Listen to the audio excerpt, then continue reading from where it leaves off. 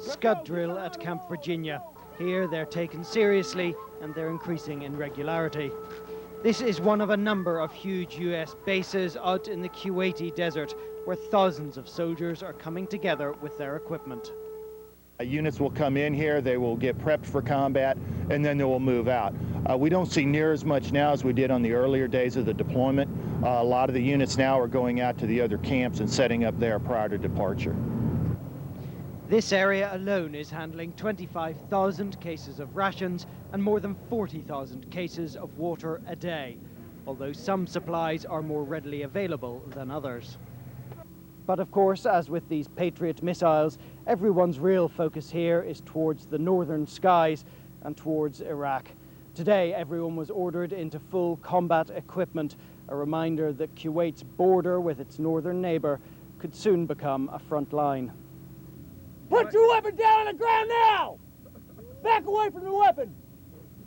Amongst the first there may well be the men of the 1st Battalion of the 41st Infantry in their Bradley armoured fighting vehicles. The box that's folded down right now is your tow missile launcher. Few duds in this unit about why they're here. Well, it's all pretty much battle against terrorism, and the only way you can fight terrorism is to cut it off at the head. Well, after September 11th happened, I had a lot of patriotism. My whole family's pretty patriotic. In fact, my whole family's been in the military, and when that happened, I felt that it was my duty as a U.S. citizen. And here at Camp Virginia, Britain's support is greatly appreciated. I think it's good that they're staying beside us, because I know we'd stay beside them if they were wanting to do this.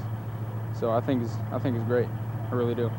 Do you think it would feel very different if you weren't able to have British support, if it was just an American venture?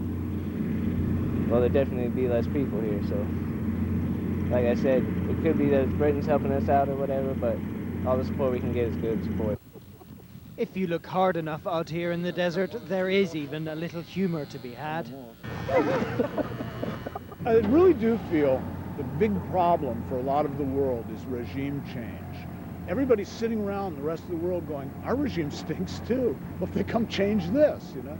And I'd just like to speak on behalf of the American government. I think I can honestly say that our regime stinks quite often too. We're not going around the whole world changing everybody's regime. This is an exception. This is an extra bad one. For those at the serious end of this job, it's a combination of waiting and preparing for the day, with or without British support.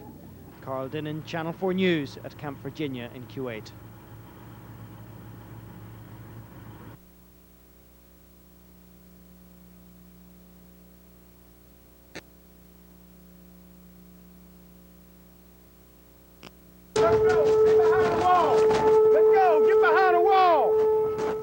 Scud drill at Camp Virginia, Kuwait, one of the huge US military bases which are springing up out of the desert.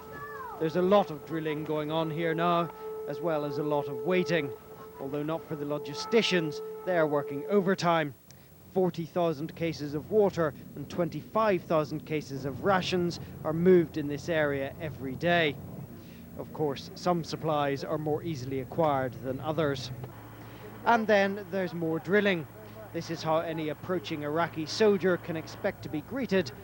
That is, if he gets close enough to hear. Now get back to where the last position. Put your weapon down on the ground now! Back away from the weapon!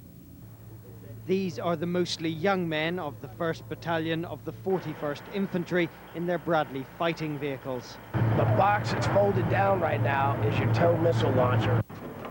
Few duds in this unit about why they're here. Well, it's all pretty much battle against terrorism, and the only way you can fight terrorism is to cut it off at the head. And Saddam himself supporting terrorist groups and harboring them inside his own country. You just got to go to the heart of it.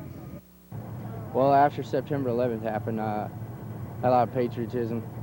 My whole family's pretty patriotic. In fact, my whole family's been in the military, and when that happened, I felt that it was my duty as a U.S. citizen. Further still into the desert are the men and women of 2-4 Artillery. They keep expecting to move up closer to Iraq but they're still waiting for the go.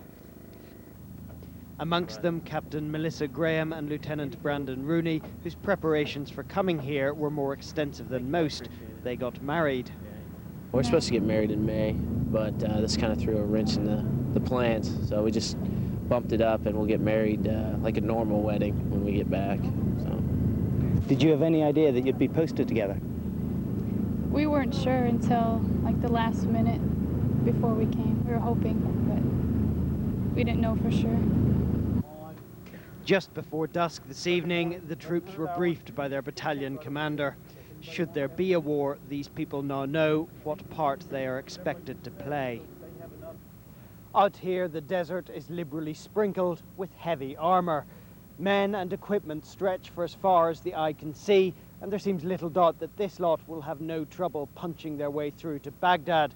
The questions are more about what they'll do when they get there. Carl Dinnan, Channel 4 News, Kuwait.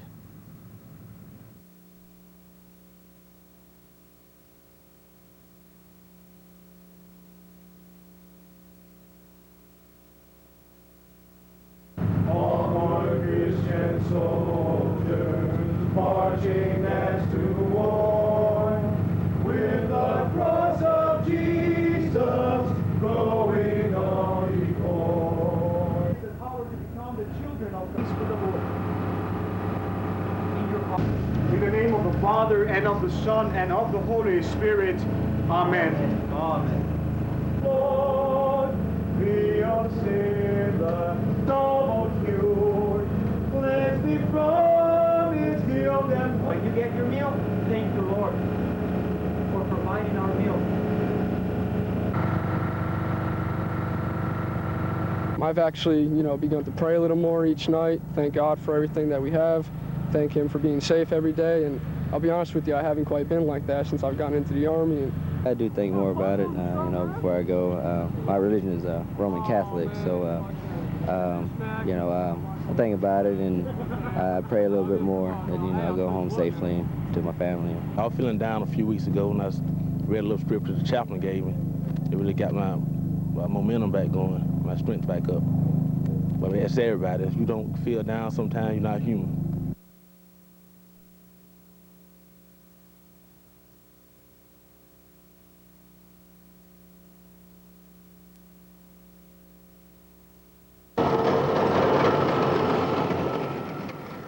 Rush hour in the desert. Convoys of fighting vehicles are heading towards the Iraqi border along with their support teams. The battalion we are travelling with, the 2nd Battalion of the 4th Field Artillery, has nearly 200 vehicles to move.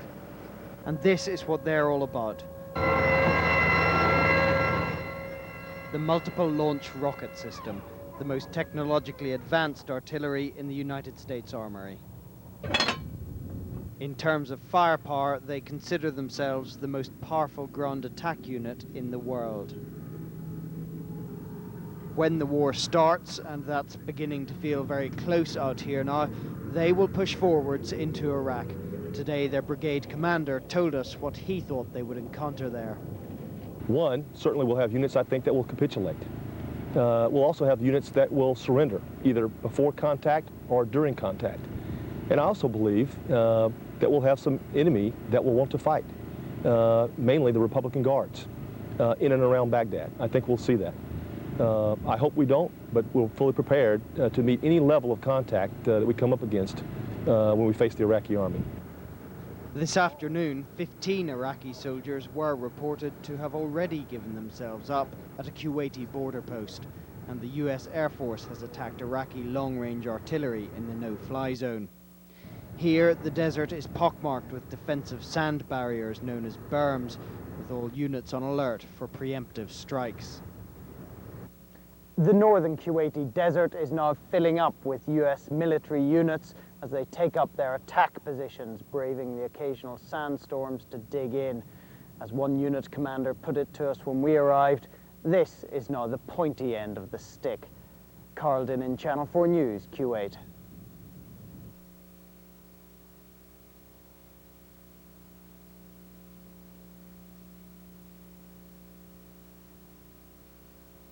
Got 10-second countdown.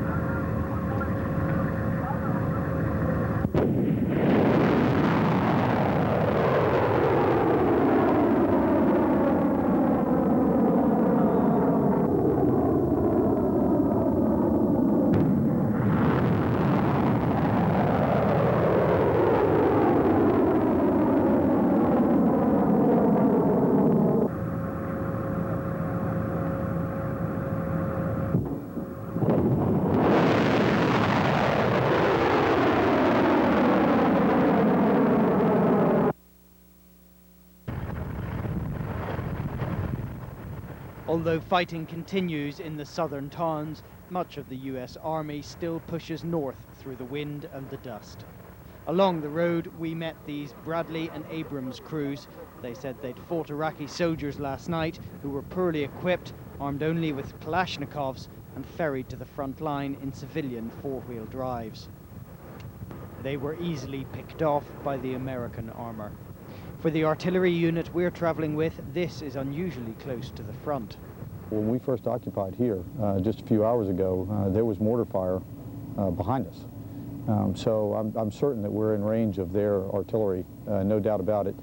Also, just about 5 minutes before we occupied this position, our own infantry was only up the road just a few kilometers engaging the enemy. So I'm certain that when we first occupied here, we were very close.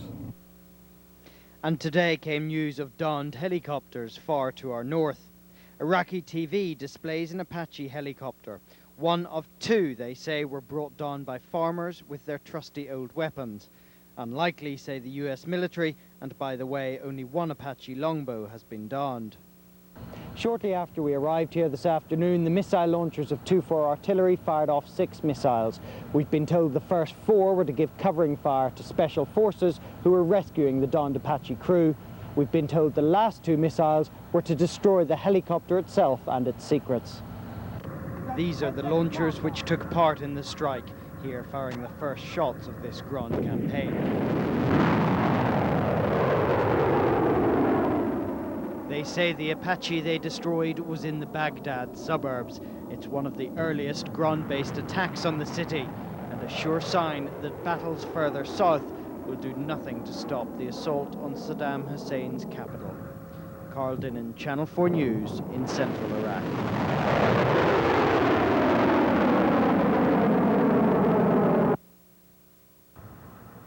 The soldiers are calling it Firebase Mars. The dust and sand which have filled the air for much of the last 48 hours turn everything a reddish orange in the late afternoon.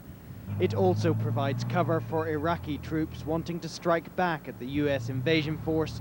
It's thought some may be doing so in civilian clothes. It makes it more difficult to continue our mission because we don't want to make sure, we want to make sure we don't harm any non-combatants. When they bring that type of threat into the fold, that increases the chance of non-combatants being hurt because now soldiers are more in heightened alert. Overnight, the dust had mixed with rain and everything received a muddy respray. Soldiers awoke to the news of one of the biggest engagements of the war so far. A group of lightly armed Iraqis, believed here to be Ba'ath Party loyalists, had travelled out from nearby Najaf, probably looking for US forces to attack. In the sandstorm, they ran into the wrong ones. Men like these, a battalion of the 7th Cavalry in Bradley armoured fighting vehicles and M1 tanks. It was a desperately one-sided fight. Several hundred Iraqis believed killed, no American casualties. But the harsh weather makes no difference to the missile launchers of the American artillery.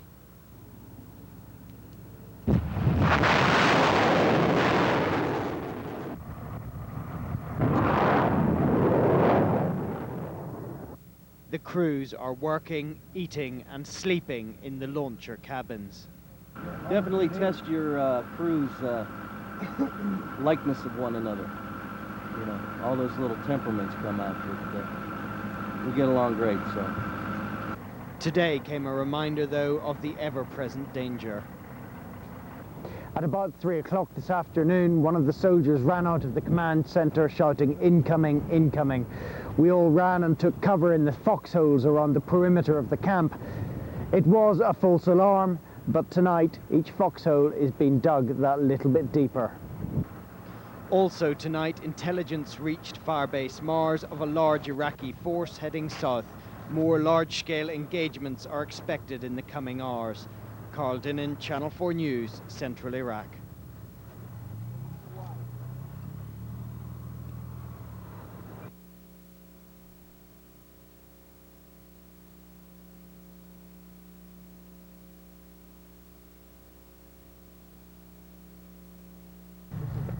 Yeah, this was a fin failure. I think that's what it is, fin failure. And you can tell because when it first went out, it started going off axis to the left to the back here with all the shoots. Yeah, we could. You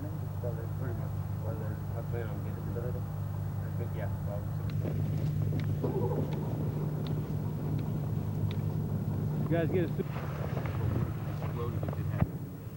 Yeah. By itself, it won't do anything.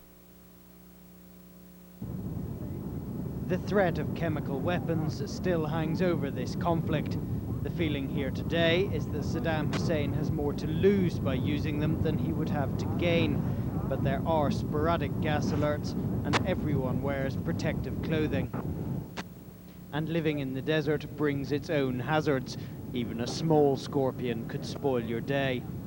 Yesterday, 2-4 artillery still had a few firing missions. There goes, yeah.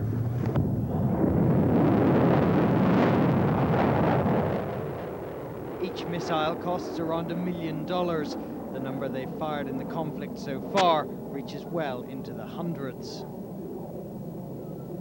Today has been a quiet day here with none of these rockets being fired. It's been a chance for people to do a bit of maintenance and a bit of washing, things which they don't know when they'll get the chance to do again.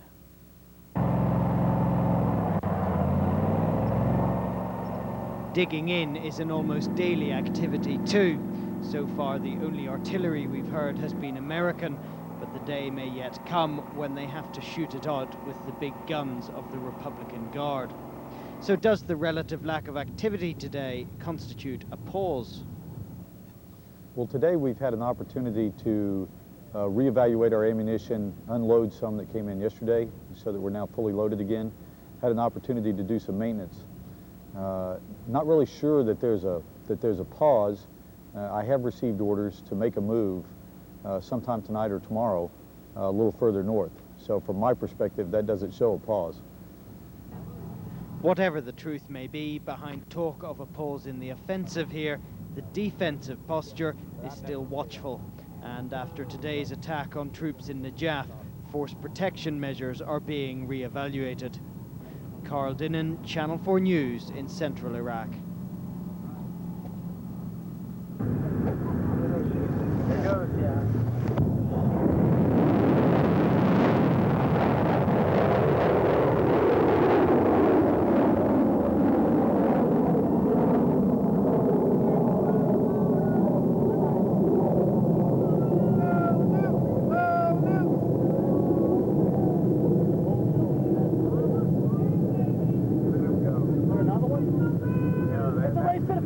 That's the first three. There'll be another three. Up. 1, 2. When you see what they were up against, it's little surprise the coalition swept through this area on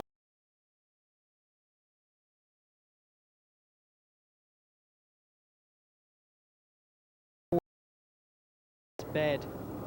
In the back of a pickup, belts of bullets mixed in with the dates, which seem to have made up their rations. US troops are still securing the area here. Today we traveled with them as they inspected what had been a large Iraqi ammunition dump. I don't see anything. We picked our way carefully past the open chute. What looked like a deserted was not at sea. However, this fake gun had never fired a shot. The Iraqis would use a mock-up like this for a number of reasons, perhaps for deceiving our unmanned aerial vehicles or any of our human intelligence which is running around to get the Americans to target areas that did not actually have any of their equipment in it. But the ammunition lying around here was real enough. Oh, yeah. No. 155. And hidden behind sand barriers spread out across this stretch of desert, there was plenty of it. It seems likely the ammo dump was first attacked from the air. Surprisingly intact, we found the remains of what the soldiers believed to be a cruise missile. No bodies were found at this site. It seems the people who worked here fled when the bombing started. They were wise to do so. This container load of shells took a direct hit, flinging shards of metal casings across the desert floor. Before we left, there was one more building to clear. That one clear? Yeah, clear. Nearby, there were more munitions, and these were even marked with their country of origin, and they were ones the soldiers did not want to leave behind. There's too much ordnance here to destroy it all, but these rocket-propelled grenades, apparently produced in Jordan, and anything else which can be easily spirited away and used to attack US forces behind the front line, are going to be blown up.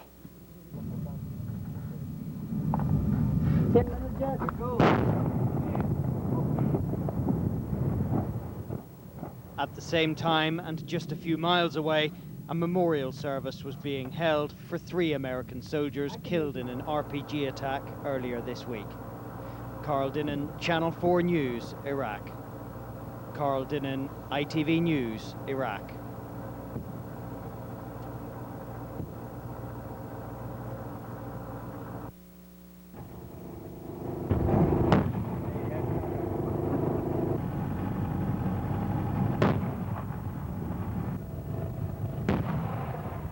Paladin self-propelled guns pound Iraqi positions from the outskirts of Baghdad. In fact, they're doing so from the grounds of the city airport. The Iraqi government say they've beaten the US Army out of here. It didn't look that way to us. Okay, good job, all right.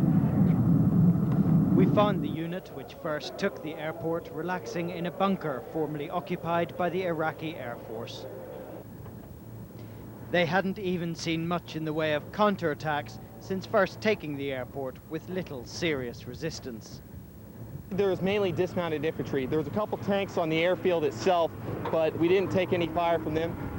We did receive quite a bit of heavy artillery, and that was probably the scariest thing about coming into this area was the enemy had enemy artillery coming in on this position, and we did not have our counter battery set at that point, but they must not have been very effective because we didn't take any casualties from it, so we were lucky there. And so far, that has been the story of much of this war. Iraqi resistance rendered largely ineffective by vastly superior coalition weaponry. We did see some signs of fighting. These Apache helicopters appeared to be firing on someone outside the perimeter. Although there is much here that has been destroyed in the initial bombardments, one of the runways is still very much intact. Well, the military side has quite a few very, very large craters in it, right in strategic spots, so that's going to be very difficult to clean up. But the civilian side only has 2 small spalls, which it's just some divots in the runway where it doesn't go all the way through the pavement. Just 2 small ones, and we'll be able to clean that up very fast. Otherwise, it's a great state. Also in good condition are many of the airport buildings, including, it seems, Saddam Hussein's personal suite. This is the style in which a tyrant travels. He'll be lucky to see this place again. There is no question tonight over who controls Baghdad Airport, the US military. And they are using it to launch further attacks against the Iraqi capital.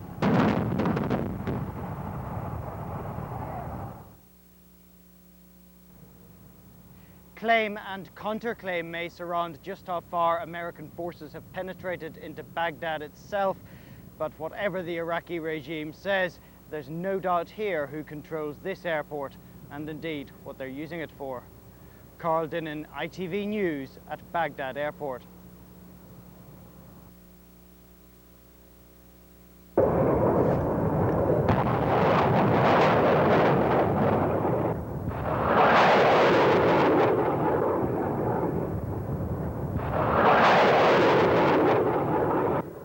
Rockets being launched from Baghdad Airport this morning as units here support the push into the city.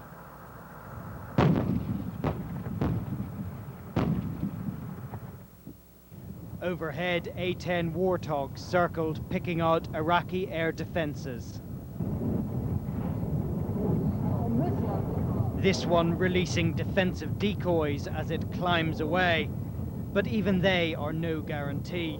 1A10 was shot down near here today, the pilot lucky to be rescued. Ground forces have suffered casualties. These soldiers were rehearsing for a memorial service for 6 of their comrades killed earlier this week, 3 in an RPG attack and 3 in a road accident. This army is increasingly concerned about accidental casualties during combat. This is 2-4 Artillery's missile launcher anger management in Kuwait 3 weeks ago. This was it this morning after a fire in the launcher module. Just ran. You know, everybody's there saying, get out of there, because of the munitions that were about to go off. We went and dived in the foxholes. Although American forces control the airport, there are still one-off attacks from beyond the perimeter and on the convoys moving in and out. Overall, though, things are clearly going their way. Overall, I think that the 3rd Infantry Division and all of the soldiers that are part of that big divisional combat team are meeting the Secretary of the Army and Chief of Staff of the Army's charter, which is we meet the non-negotiable contract with the American people to fight and win our nation's wars, and I think we're doing exactly that. Gunfire and fighting have been audible around the airport today, and everyone here hopes that their colleagues at the front can soon get the job done, topple this regime, and get them home. No one knows when that time will be. Everyone feels it is getting rapidly closer. Carl Dinnan, Channel 4 News at Baghdad Airport. Carl Dinnan, ITV News at Baghdad Airport. Carl Dinnan, NBC News at Baghdad Airport.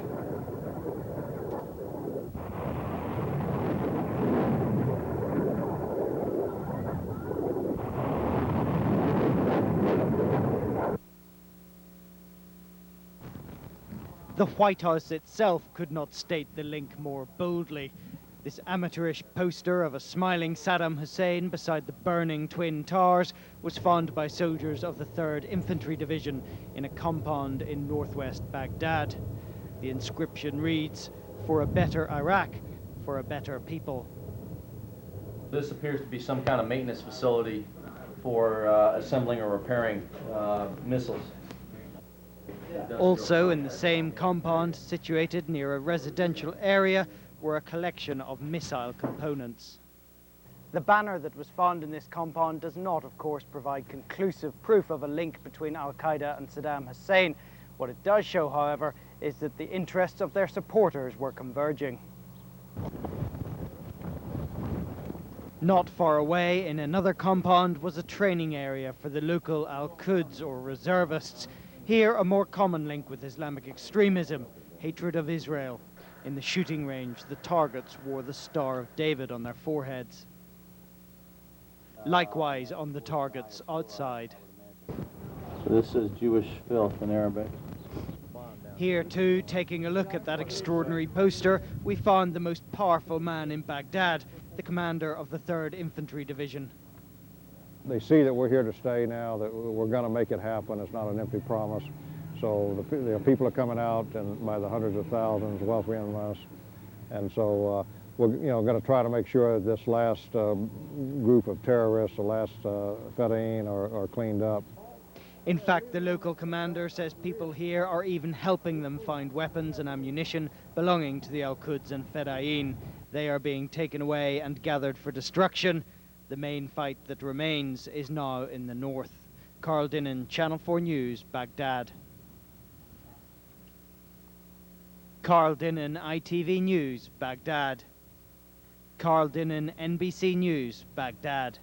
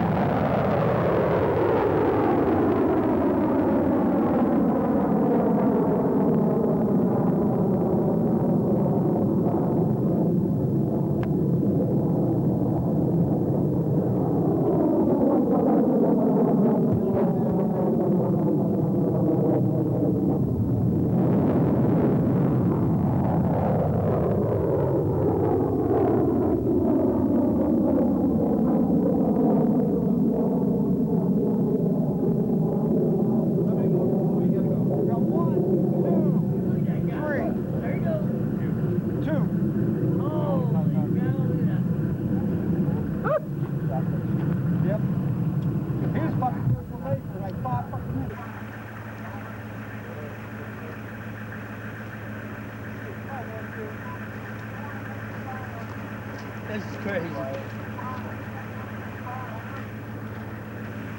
Have to do it, my voice. Mic fire.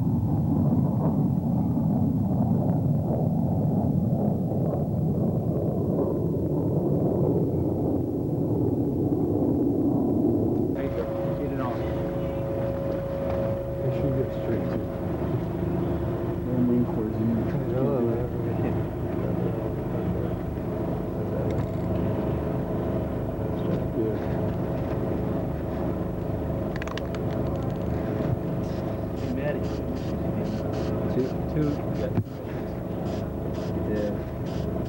Put you up. We would have had 6.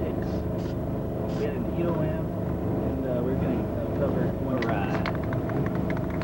Told you you'd do it. It's our fault we got shot.